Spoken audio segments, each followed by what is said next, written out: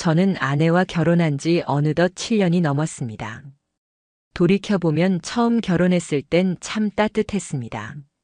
주말마다 장을 보러 함께 나가기도 했고, 날씨가 좋은 날에는 아무 이유 없이 집 앞 공원을 산책하며 손을 잡기도 했습니다. 서로의 하루를 이야기하며 웃었던 그 시간들이 평생 계속될 줄 알았습니다. 그런데 어느 순간부터 그 평범하고도 소중했던 일상이 조금씩 흔들리기 시작했습니다. 처음에는 단순히 피곤해서 그러려니 했습니다. 그런데 그게 아니었습니다.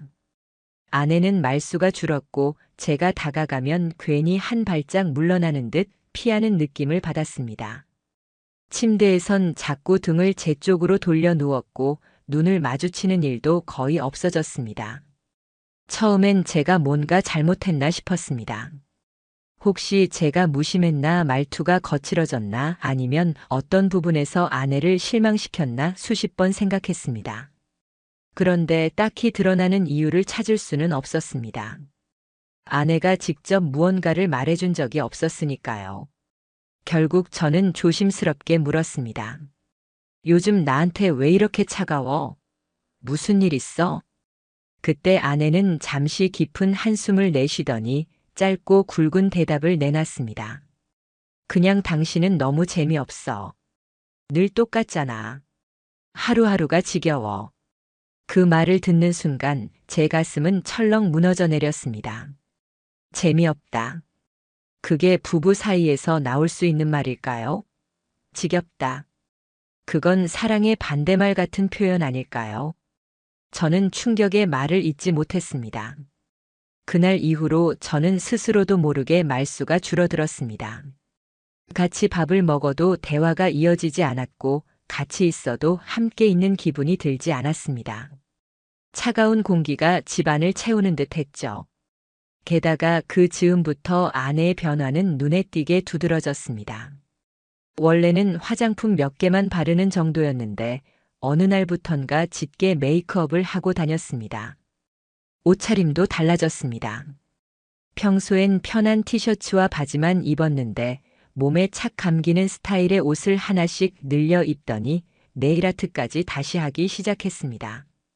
심지어 이전보다 두세 배는 비싼 가방을 들고 외출하곤 했습니다. 처음엔 그냥 자기 관리의 일환이라고 생각하려 했습니다.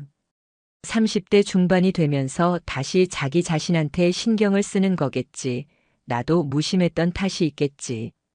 저 역시 변해야겠다는 생각이 들어 PT도 등록하고 옷도 새로 사입기 시작했습니다. 하지만 제 노력이 무색하게도 돌아오는 건 늘 무관심뿐이었습니다. 그러던 어느 날 아내가 뜬금없는 이야기를 꺼냈습니다. 나 요즘 골프 배워보고 싶어. 그 말을 들었을 때 순간 고개가 갸우뚱해졌습니다. 운동이라면 줄넘기조차 싫어하던 사람이 갑자기 골프라니. 하지만 저는 그저 취미라도 가지면 좋을 거라 생각했습니다. 그래, 잘 됐네. 요즘 스트레스 많았잖아. 그렇게 아내는 집 근처에서 1:1 스크린 골프 레슨을 받기 시작했습니다. 그런데 그때부터 조금씩 이상한 점이 느껴졌습니다. 퇴근하면 곧장 집으로 들어오던 아내가 점점 늦게 귀가하기 시작한 겁니다. 예전 같으면 6시면 집에 들어왔는데 이제는 8시, 9시, 늦게는 밤 10시 반을 넘길 때도 있었습니다. 제가 물으면 아내는 늘 같은 식의 대답을 했습니다. 오늘은 회사 회식이 있었어. 레슨이 좀 길어졌어. 친구 만나서 커피 마셨지. 겉으론 여러 이유 같았지만 그 어떤 것도 설명이 되지 않았습니다. 무엇보다 결정적인 건 어느 날 우연히 제 눈앞에 스친 그녀의 휴대폰 알림이었습니다. 잠깐 켜졌다가 사라진 알림창엔 이렇게 적혀 있었습니다. 오늘도 자세 좋았어요. 밤엔 더 좋은 자세로 가르쳐 드릴게요. 제 심장은 순간 얼어붙었습니다. 자세? 밤. 그게 무슨 의미일까요? 농담이라고 하기엔 뭔가 석연치 않았습니다. 더군다나 그 메시지의 발신자가 바로 아내가 늘 입에 올리던 지호쌤이었습니다. 그날 이후 저는 아내가 말할 때마다 움직일 때마다 그 이름이 머릿속에서 떠오르기 시작했습니다. 며칠 뒤 아내가 평소보다 훨씬 화려하게 차려입고 외출을 하려 하자 저는 괜히 물었습니다. 오늘 누구 만나? 아내는 시선을 피하며 짧게 대답했습니다. 친구 만나기로 했어. 오랜만에. 하지만 화장과 옷차림, 짙은 향수까지 감안했을 때 그건 결코 단순히 친구를 만나는 모습이 아니었습니다. 그날 밤 저는 거실에서 혼자 TV를 틀어놓고 시간을 죽였습니다. 하지만 화면은 눈에 들어오질 않았습니다. 시계만 바라봤고 아내가 언제 집에 들어올지 마음 졸이며 기다렸습니다. 결국 밤 11시가 돼서야 아내가 들어왔습니다. 그런데 그녀의 얼굴에는 지우지 못한 미소가 그대로 남아 있었습니다. 저는 애써 태연하게 물었습니다. 재밌었어? 아내는 잠시 멈칫하더니 억지 웃음을 띄우며 대답했습니다. 그냥 오랜만에 수다 좀 떨었어. 하지만 그 말이 거짓이라는 건 직감적으로 알 수 있었습니다. 오랜만에 친구를 만나 즐겁게 수다를 떨었다면 그 표정은 피곤함 속의 미소여야 합니다. 그런데 아내의 미소는 누군가와 특별한 시간을 보낸 사람의 미소였습니다. 그 순간부터 저는 무너지는 듯 했습니다. 마음 한구석에서 불길이 꿈틀거렸습니다. 예민한 걸까 싶어 스스로를 의심하면서도 동시에 확신이 점점 굳어갔습니다. 아내는 확실히 무엇인가를 숨기고 있었습니다. 며칠이 지난 어느 날 또 하나의 변화가 있었습니다. 아내가 집 안에서도 휴대폰을 손에서 내려놓지 않았다는 겁니다. 거실에 앉아 있을 때도 화장실을 갈 때도 심지어 샤워할 때조차 휴대폰을 꼭 들고 들어갔습니다. 이상했습니다. 전에는 그렇지 않았습니다. 저는 끝내 참지 못하고 그녀가 잠든 밤 몰래 휴대폰을 확인해 보려 했습니다. 그런데 비밀번호가 바뀌어 있었습니다. 이전까진 서로 아무렇지 않게 공유했고 그게 신뢰의 표시였는데 아내는 어느 순간 제게 말도 없이 비밀번호를 바꿨던 겁니다. 이유도 설명하지 않은 채 말이죠. 그 순간 저는 확신했습니다. 아내는 확실히 숨길 무언가가 있다는 것을. 하지만 곧바로 따지진 않았습니다. 말로만 몰아붙이면 그녀는 다시 둘러대며 빠져나갈 게 분명했습니다. 그보다 제가 필요했던 건 확실한 증거였습니다. 그리고 곰곰이 되짚어봤습니다. 그녀의 변화, 차가워진 태도, 잦은 거짓말, 그리고 휴대폰까지 바꾼 비밀번호. 모든 시작은 아내가 골프를 배우겠다고 말한 날부터였습니다. 저는 그때부터 결심했습니다. 이 모든 의심을 혼자만의 착각이 아닌 눈앞의 현실로 증명해내야 한다고. 그리고 그것은 제 인생을 바꿔놓을 시작이 되었습니다. 아내가 골프를 배우기 시작한 이후 저는 그녀의 일정을 유심히 살피기 시작했습니다. 처음엔 주말에만 가던 레슨이 어느 순간부터 평일 저녁으로도 늘어났습니다. 그러더니 주 4회까지도 늘어났습니다. 그 모든 수업이 퇴근 이후 밤 시간을 이용한 레슨이었습니다. 요즘 골프 그렇게 재밌어? 제가 물으면 아내는 늘 똑같이 대답했습니다. 응, 재미도 있고 몸도 풀려. 스트레스도 사라지는 것 같아. 표정만 보면 말이 맞는 것 같았습니다. 그런데 이상했습니다. 그 여유 있는 웃음, 그 마음 놓인 미소는 저와 함께 있을 때는 단 한 번도 본 적 없는 얼굴이었습니다. 무엇보다 이상한 것은 아내는 여태껏 집에서 골프 연습을 단 한 번도 해본 적이 없었다는 겁니다. 스윙 연습이라도 하거나 작은 퍼팅 매트라도 사다 놓고 연습할 법도 한데 전혀 그러지 않았습니다. 장비 하나 없는 채 오직 레슨만 다니는 모습은 저희가 흔히 아는 열심히 배우는 초보의 모습과는 사뭇 달랐습니다. 그리고 더 이상한 점이 또 있었습니다. 아내는 언제나 같은 시간, 같은 분위기로 외출했습니다. 무심하게 묶었던 머리는 이제 정성스럽게 손질됐고 살짝 웨이브까지 넣곤 했습니다. 화장도 단정한 이상으로 신경이 쓰여 있었습니다. 운동을 하러 나간다고 하는데 그 모습은 도무지 운동하러 가는 복장이라고 보기 어려웠습니다. 몸에 밀착되는 골프웨어 혹은 외출복에 가까운 상의와 짙은 향수. 저는 그 모습을 볼 때마다 어딘가 서늘했습니다. 그 즈음 저는 우연히 아주 결정적인 장면을 마주하게 됐습니다. 퇴근하고 조금 늦게 들어오던 날 아파트 엘리베이터 앞에서 익숙한 향기가 풍겼습니다. 아내가 자주 쓰는 향수였습니다. 시계는 저녁 9시 반을 가리키고 있었습니다. 문이 열리자 그 안에서 낯익은 얼굴이 나타났습니다. 바로 제 아내였습니다. 그런데 그녀 혼자가 아니었습니다. 옆에는 키가 크고 단정한 골프웨어 차림의 남자가 있었습니다. 어깨엔 큼직한 캐디백이 걸려 있었죠. 둘은 순간적으로 거리를 두더니 아무 인사도 없이 각자 반대 방향으로 걸어갔습니다. 그 모습은 낯설고도 부자연스러웠습니다. 아까 레슨 끝나고 강사님이 집 근처까지 데려다 줬어. 마침 방향이 같아서. 저를 본 아내는 재빨리 변명을 내놨습니다. 하지만 말하는 톤은 떨려 있었고 시선은 불안하게 흔들렸습니다. 저는 그날 아무 말도 하지 않았습니다. 하지만 머릿속은 이미 복잡했습니다.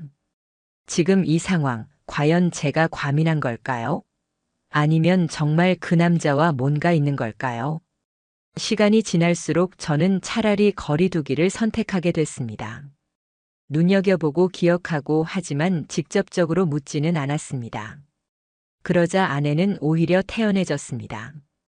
핸드폰을 더 철저히 숨겼고 외출 전에는 샤워와 화장을 꼭 하고 나갔습니다. 립스틱을 2번 고쳐 바르고 향수를 뿌리는 횟수마저 늘렸습니다. 저는 그 모습에 점점 미쳐갔습니다.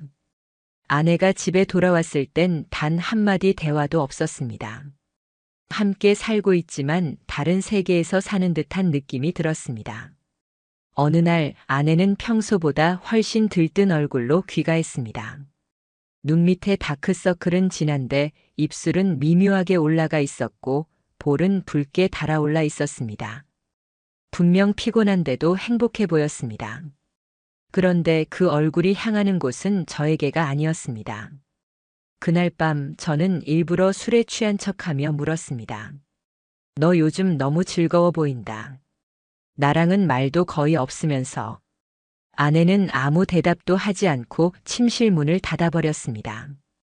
그 뒷모습은 차갑게만 느껴졌습니다. 샤워기 물소리는 끝없이 이어졌고 불 꺼진 거실에서 저는 텅 빈 눈으로 천장을 바라보았습니다.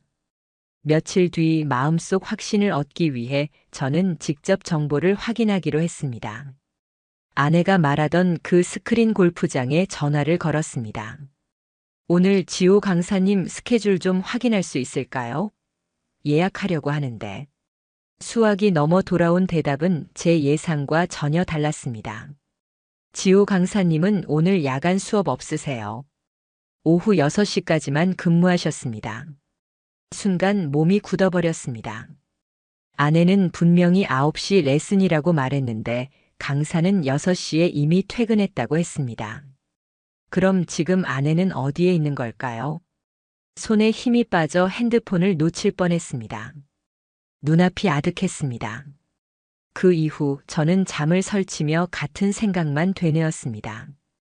아내의 퇴근 후 외출, 달라진 옷차림, 반복되는 거짓말, 그리고 점점 더 멀어지는 거리감. 모든 의심이 이제는 확신으로 굳어지고 있었습니다. 아내는 분명 저를 속이고 있었습니다. 그리고 그 시작점은 골프 레슨이라는 이름이었습니다. 이때부터 저는 마음을 바꿨습니다. 무턱대고 싸우지도 않았습니다. 무작정 따지지도 않았습니다. 이제는 확실히 증명해야 했습니다. 그동안 느껴왔던 불안과 예감이 환상이 아니라 현실이라는 걸. 그래서 저는 결심했습니다. 다음번 아내가 밤 레슨을 간다고 하는 날 직접 그 현장을 확인하리라고. 그리고 생각보다 더 충격적인 광경을 목격하게 됩니다. 그날은 이상하리만큼 차가운 바람이 불던 저녁이었습니다. 아내는 출근 후 평소보다 공들여 화장을 하고 카라가 단정한 상의에 붙는 레깅스 형태의 골프웨어를 입은 채 서성였습니다. 그리고는 당연하다는 듯 말했습니다. 오늘은 프라이빗 스크린 골프장으로 가. 지호쌤이 거기로 옮겼대.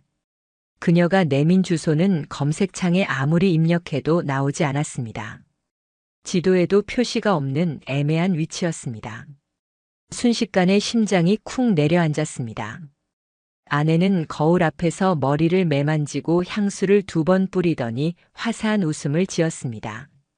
집안에서 저를 향해선 볼 수 없던 표정이었습니다. 저는 태연하게 고개만 끄덕였습니다. 그래. 다녀와. 문이 닫히자마자 저는 옷을 걸치고 따라 나섰습니다. 오늘은 결코 그냥 두고 보지 않기로 했습니다. 아내가 집을 나선 지 15분 뒤 저는 일정한 거리를 두고 그녀를 뒤쫓았습니다. 차를 타고 나간 게 아니라 집 근처 작은 골목길로 걸어가더군요.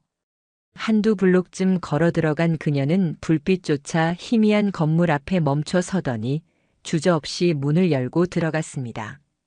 간판조차 없는 낯선 건물이었습니다. 저는 가슴이 요동쳤습니다. 발걸음을 멈추고 유리문 너머로 안을 조심스럽게 내다보았습니다. 실내는 어둑했습니다. 오직 한 곳 스크린 타석 불빛만이 공간을 비추고 있었습니다. 그곳에 아내와 한 남자가 서 있었습니다. 그는 바로 지호였습니다. 그는 아내의 손등을 감싸 쥔 채 스윙 자세를 잡아주고 있었습니다. 겉으로 보기에야 레슨일 수 있었습니다. 하지만 그의 손길은 단순한 지도가 아니었습니다. 너무도 자연스럽고 친밀했습니다. 아내는 전혀 긴장하지 않았습니다. 오히려 입꼬리를 올리며 즐기고 있었습니다. 그 순간 그는 아내의 귀에 무언가를 속삭였습니다.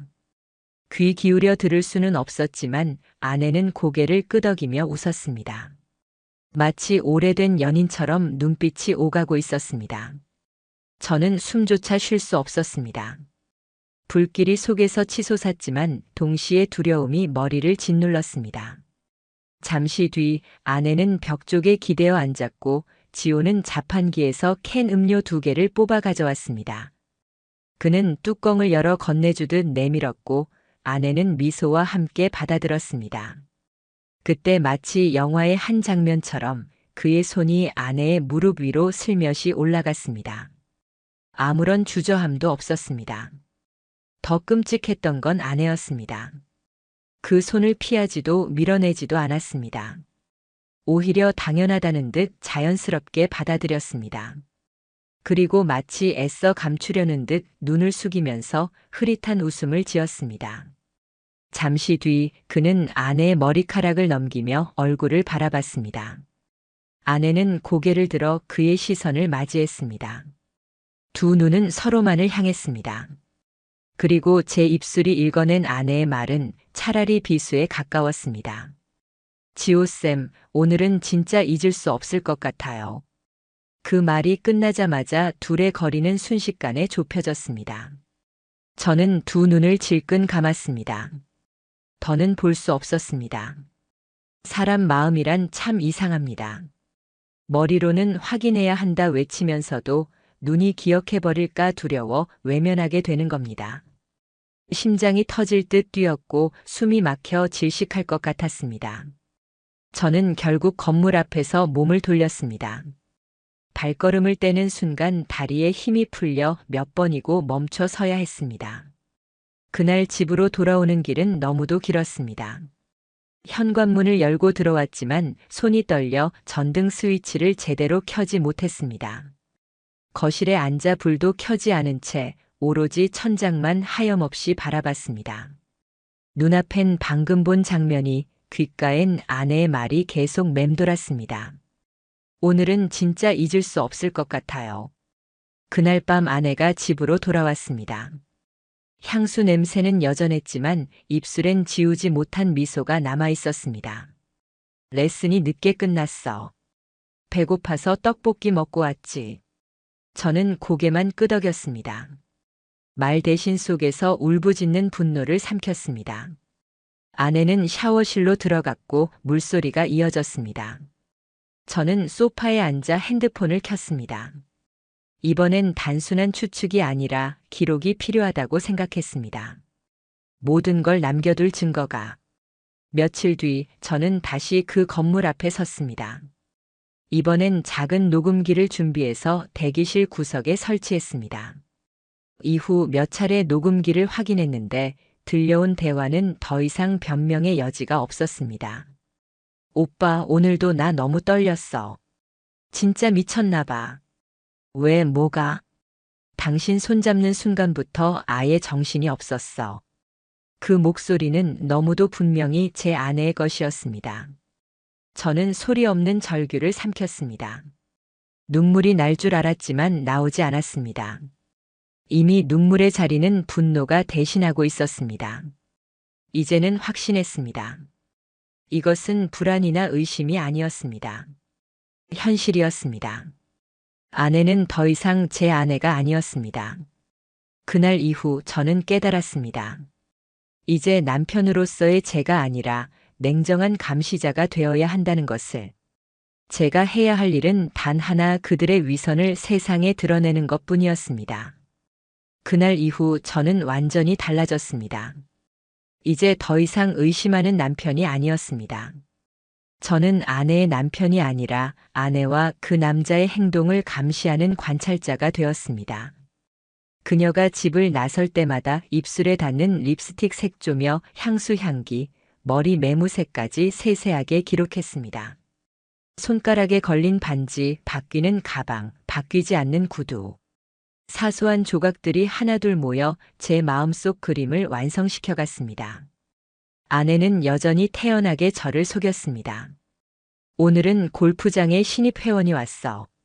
실력이 장난 아니더라. 그 말을 들을 때마다 제 속은 뒤집어졌습니다. 당신이 말한 회원이 정말 회원일까요? 아니면 똑같은 변명으로 그와 더 자주 자신을 포장하려는 걸까요? 억울했습니다. 그러나 억울함보다 더 무서운 감정이 자리 잡았습니다. 그것은 자존심의 붕괴였습니다. 나는 내 아내에게 철저히 속고 있다. 그 사실이 저를 무너뜨렸습니다. 그래서 전 결심했습니다. 이제는 더는 말로 묻거나 눈치로만 짐작하지 않으리라고. 직접 확인하고 기록으로 남기리라. 제가 맨 처음 시작한 건 차량 블랙박스였습니다. 아내가 늘 몰고 다니는 차량에서 조용히 SD카드를 꺼내 컴퓨터에 꽂았습니다. 몇 날 며칠 그녀의 주차, 출퇴근, 이동 영상이 담겨 있었습니다. 그리고 거기에는 차라리 보지 않았으면 좋았을 장면이 있었습니다. 레슨을 마친 그녀가 지호라는 남자의 차에 타는 모습. 창문 너머 두 사람의 얼굴에는 짙은 웃음이 번져 있었습니다. 차 안에서 나누는 대화를 다 들을 수는 없었지만 그 표정만으로도 충분했습니다. 아내는 제가 결혼 후 단 한 번도 보지 못한 얼굴로 웃고 있었습니다. 붉어진 볼, 긴장을 풀어낸 손짓, 자꾸 머리카락을 넘기는 습관. 그리고 그가 손끝으로 그녀의 뺨을 스쳤습니다. 아내는 그 손길을 거부하지 않았습니다. 오히려 잠시 눈을 감고 마치 기다렸다는 듯 얼굴을 맡겼습니다. 저는 그 영상을 보는 순간 손끝의 감각이 사라진 듯 마비되었습니다. 숨이 조여왔습니다. 그날 밤 아내는 아무 일 없었다는 듯 집으로 들어와 씻고 편히 잠들었습니다. 저는 침대 끝자리에 앉아 그녀의 등을 바라봤습니다. 그 등이 그렇게 낯설 수가 없었습니다. 한때 제가 기댔던 곳, 따뜻한 위로의 상징이던 그 등이 이제는 차가운 칼날 같았습니다. 그 다음 단계로 저는 GPS 추적기를 설치했습니다. 지인을 통해 중고로 구했는데 손바닥만 한 크기로 차량 하부에 쉽게 부착할 수 있었습니다. 배터리 성능도 충분했고 무엇보다 스마트폰 앱으로 실시간 위치를 확인할 수 있었습니다. 아내가 퇴근 후 외출하는 날, 저는 심장이 미친 듯 뛰는 것을 억누르며 조용히 추적기를 달았습니다. 제 머릿속은 하나의 다짐으로 가득했습니다. 이제 끝장을 보겠다. 그날 이후 제 핸드폰은 그녀의 발걸음을 그대로 그려냈습니다. 기록에 따르면 아내는 늘 같은 패턴을 반복했습니다. 퇴근 후 저녁 7시를 조금 넘겨 빠져나와 강남역 인근의 스크린 골프장 근처에서 2~3시간 머물렀습니다.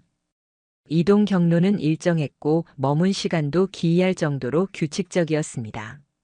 하지만 그중 제 눈을 더욱 뒤흔들어 놓은 기록이 있었습니다. 어느 날 GPS는 그녀의 차량이 호텔 옆 주차장에서 40분 동안 멈춰 있었다는 걸 알려줬습니다. 그 시간 동안 차량은 꺼진 상태였고 그녀의 휴대폰 신호도 없었습니다. 설마 아니겠지.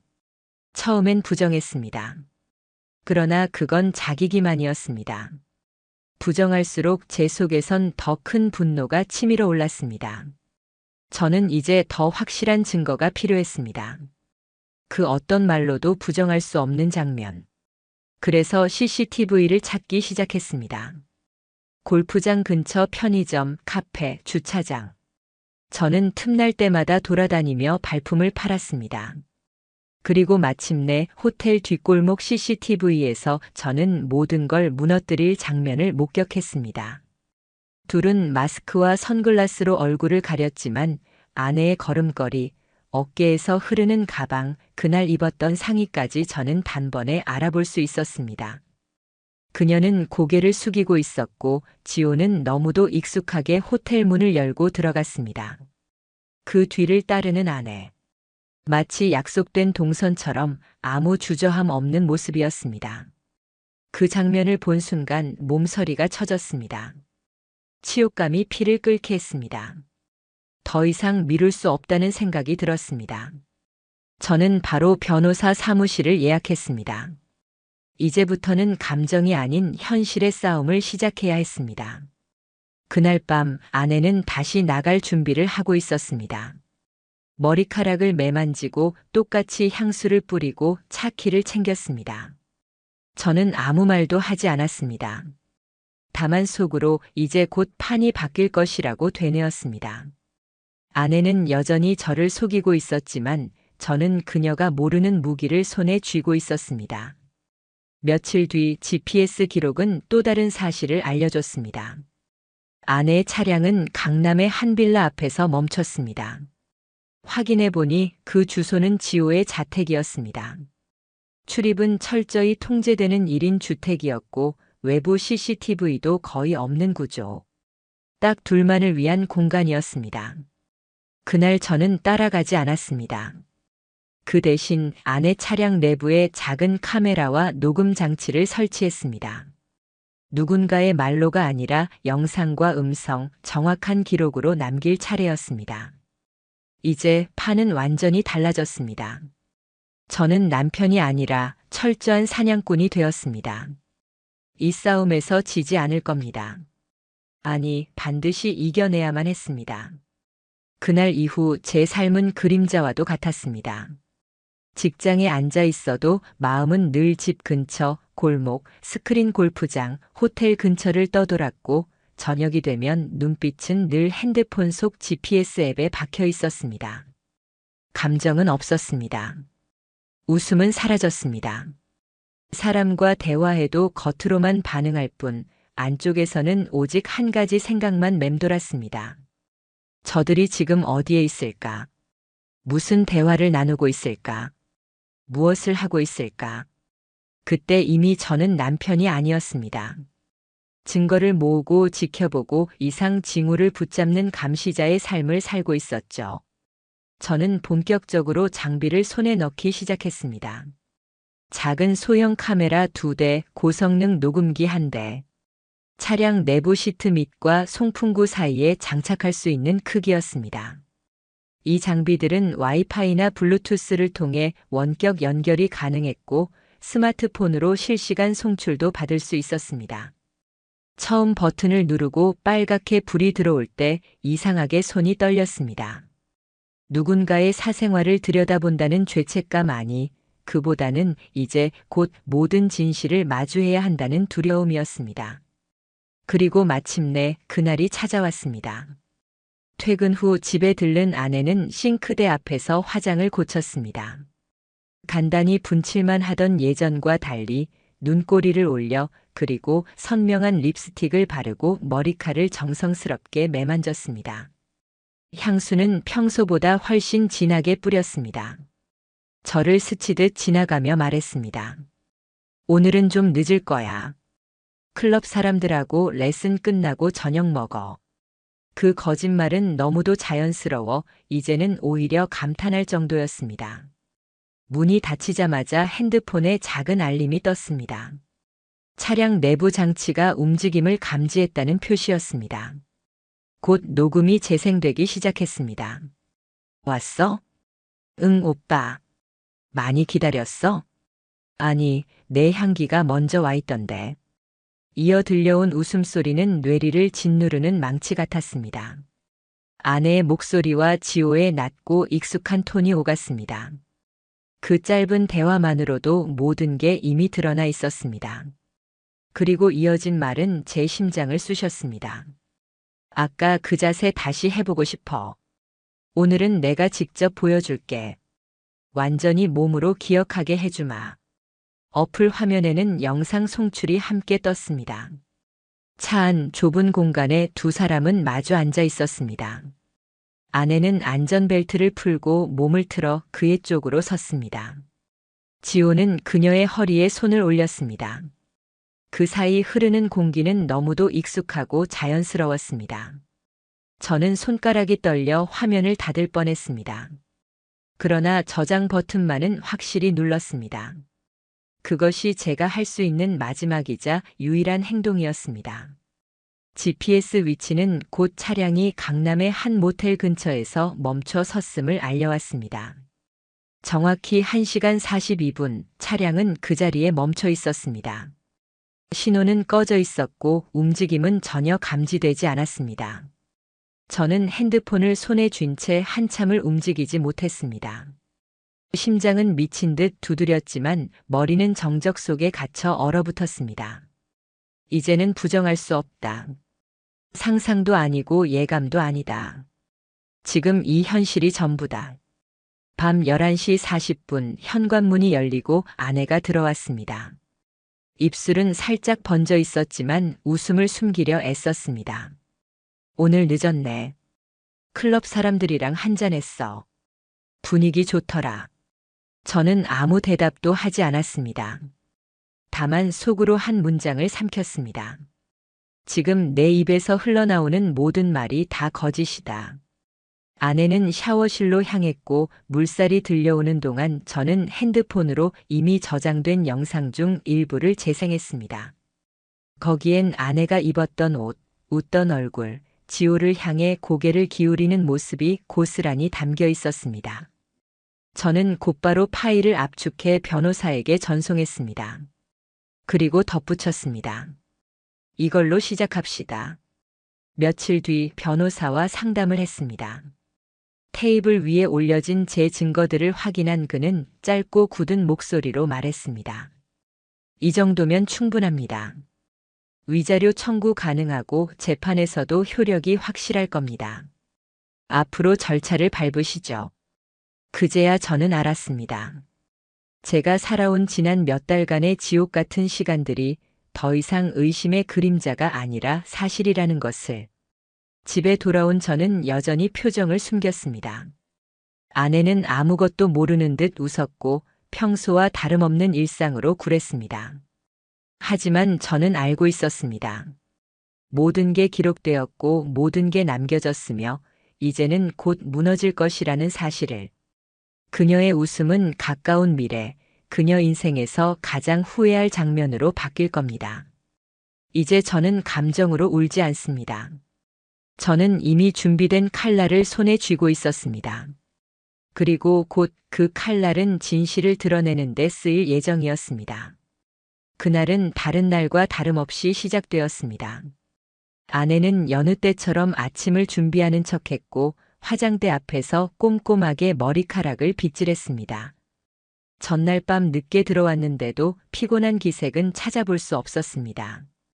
오히려 입술을 고르며 작은 미소를 지어 올리는 모습은 분명 저를 향한 것이 아니었습니다. 저는 식탁에 앉아 조용히 물었습니다. 오늘도 연습 있어? 아내는 미동도 없이 대답했습니다.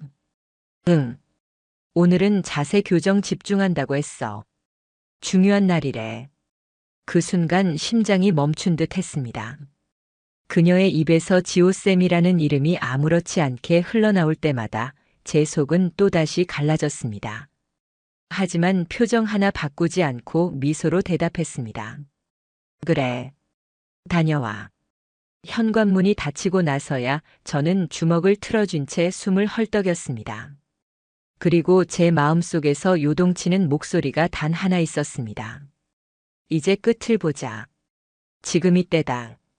며칠 전부터 추진해둔 모든 법적 절차가 이제 막 가동되기 시작했습니다. 변호사와의 상의를 통해 내용 증명이 제 이름으로 발송된 날.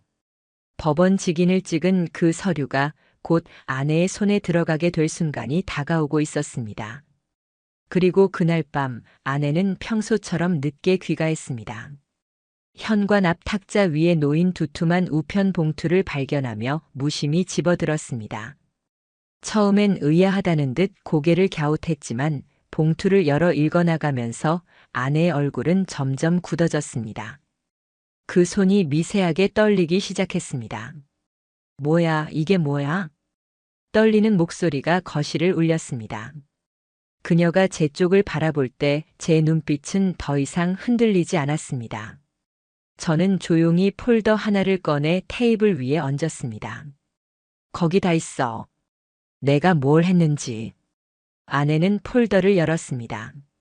아내는 날짜별 캡처 화면, 차량 블랙박스로 확보한 영상 일부, 그리고 모텔 CCTV 스틸컷. 파일 하나하나는 제 마음이 무너져 내린 순간을 고스란히 담고 있었습니다. 그녀는 눈이 휘둥그레진 채 중얼거렸습니다. 이건 몰래 찍은 거야? 사생활 침해 아냐? 왜 이런 걸?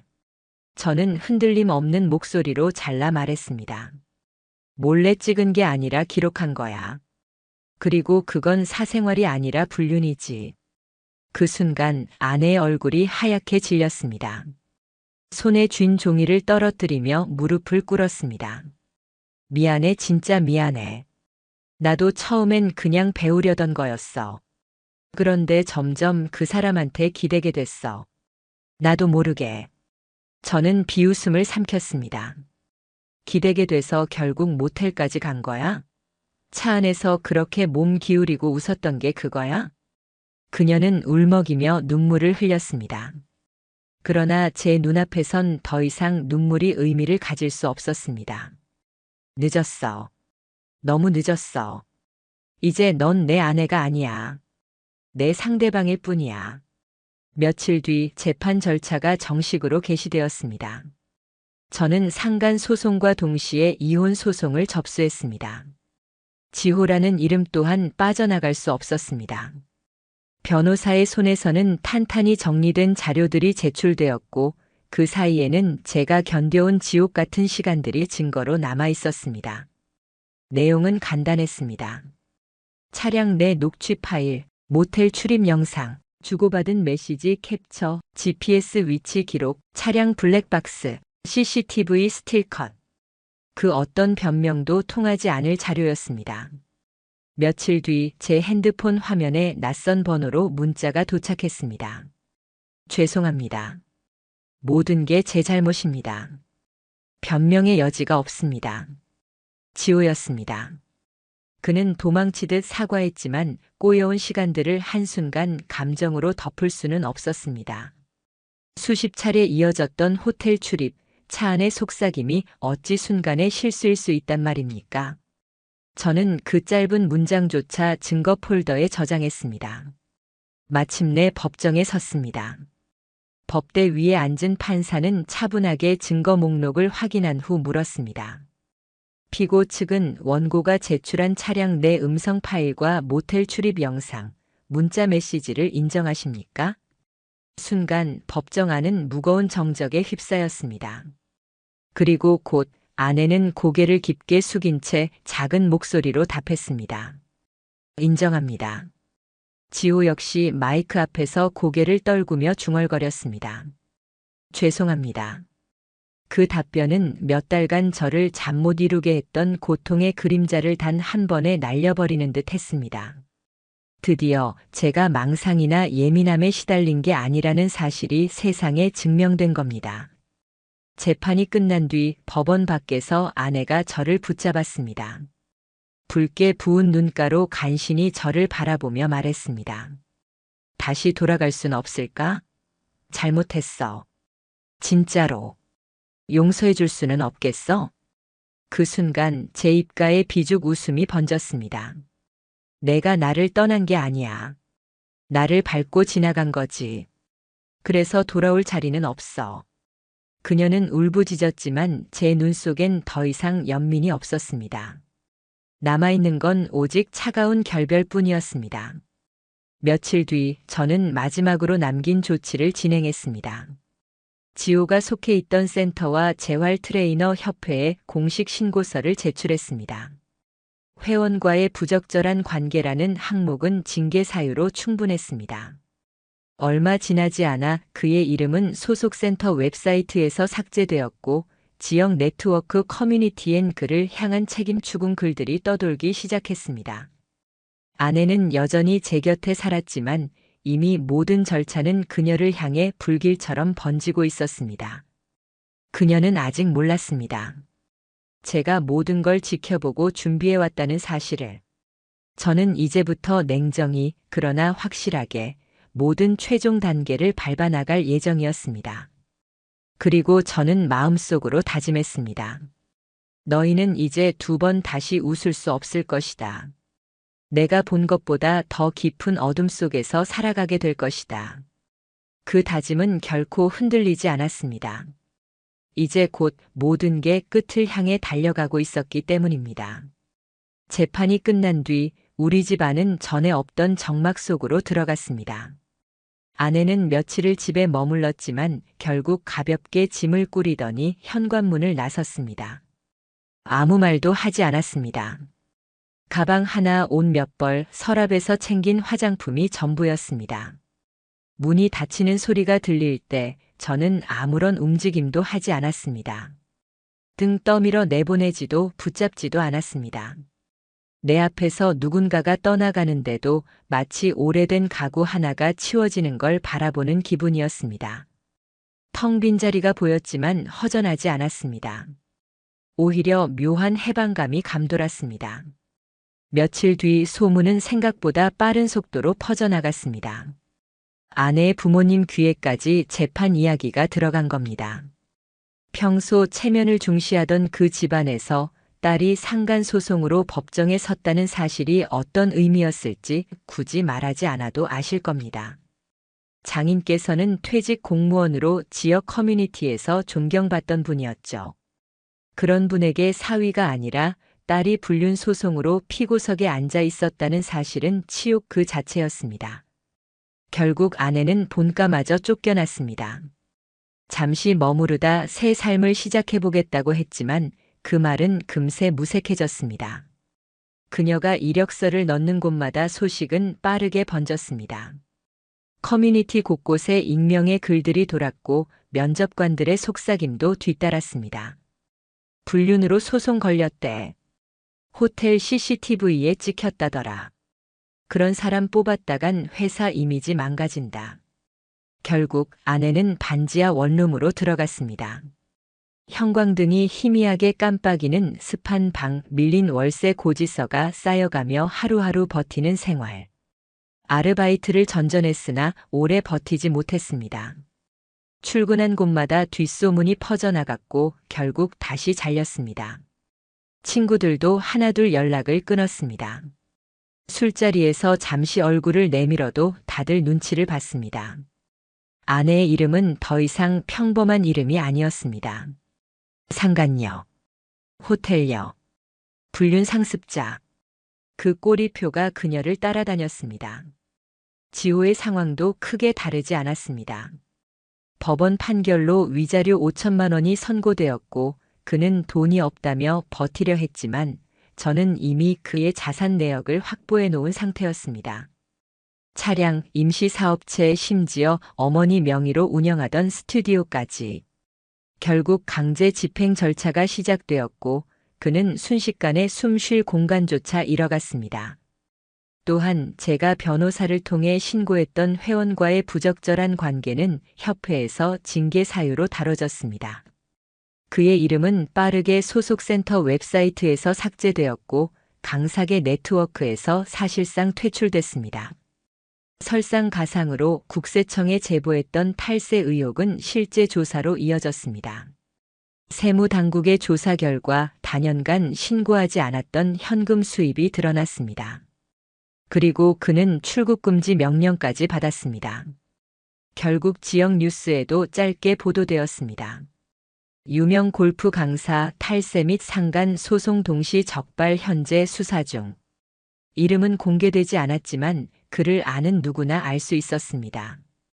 그의 SNS 계정은 폐쇄되었고 그가 운영하던 커뮤니티와 그룹 레슨은 전부 문을 닫았습니다.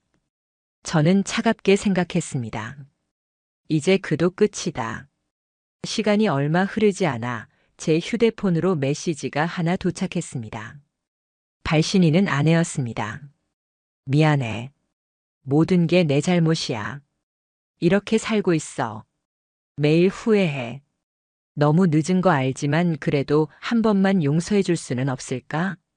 함께 도착한 사진에는 낡고 지저분한 반지하 방 구석에서 촬영한 아내의 얼굴이 있었습니다. 화장은 사라졌고 초췌하고 퀭한 눈빛만 남아 있었습니다. 곧 이어 또 다른 메시지가 도착했습니다. 지호도 나버렸어. 연락 끊겼어. 그 사람 그냥 도망갔어. 이제 나 혼자야. 저는 아무 대답도 하지 않았습니다. 그리고 그대로 메시지를 지웠습니다. 그녀의 삶이 무너지는 건 제 손으로 계획한 결과이기도 했습니다. 그러나 눈앞에 닥친 현실에서 느낀 건 연민이 아니라 쓰디쓴 안도의 숨이었습니다. 이제 나는 그녀에게 줄 감정이 없다. 이혼 판결은 순탄히 진행되었습니다. 법은 제 편이었습니다. 혼외 행위의 명백한 증거는 이미 제출됐고 그 덕분에 재산 분할 없이 모든 공동 자산은 제 몫으로 넘어왔습니다. 불행 중 다행이라면 아이가 없었다는 점이었습니다. 더 이상 얽매일 이유가 없었으니까요. 아내를 완전히 제 인생에서 지워낸 뒤 저는 서서히 일상의 균형을 되찾기 시작했습니다. 물론 쉽지는 않았습니다. 때때로 눈 감으면 불현듯 그녀의 웃음이 떠올랐습니다. 차 안에서 녹음되던 목소리, 옅게 흐르던 웃음소리가 귀에 되살아날 때면 다시금 속이 뒤틀렸습니다. 하지만 저는 다짐했습니다. 다시는 나를 속이는 사람에게 내 시간을, 내 믿음을 주지 않겠다.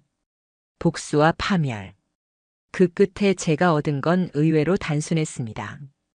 무너진 믿음을 다시는 살릴 수 없다는 것, 그리고 사람은 결국 스스로의 선택만큼 무너진다는 것. 아내는 배신으로 모든 걸 잃었습니다. 지호는 욕망으로 모든 걸 망쳤습니다. 그들은 이제 그대가 속에서 살아갈 겁니다. 제가 겪은 지옥은 끝났지만 그들에게는 이제부터 시작일 겁니다. 이것이 저의 이야기의 끝입니다. 그리고 이 끝은 단순한 복수가 아닙니다. 제 삶의 모든 시간과 감정을 앗아간 거짓과 배신이 결국엔 진실 앞에 무너졌다는 증명입니다. 저는 무너졌던 삶을 다시 세워가고 있습니다. 다시는 누군가에게 속아 넘어가지 않을 차갑지만 단단한 삶을 살아가고 있습니다. 그리고 저는 믿습니다.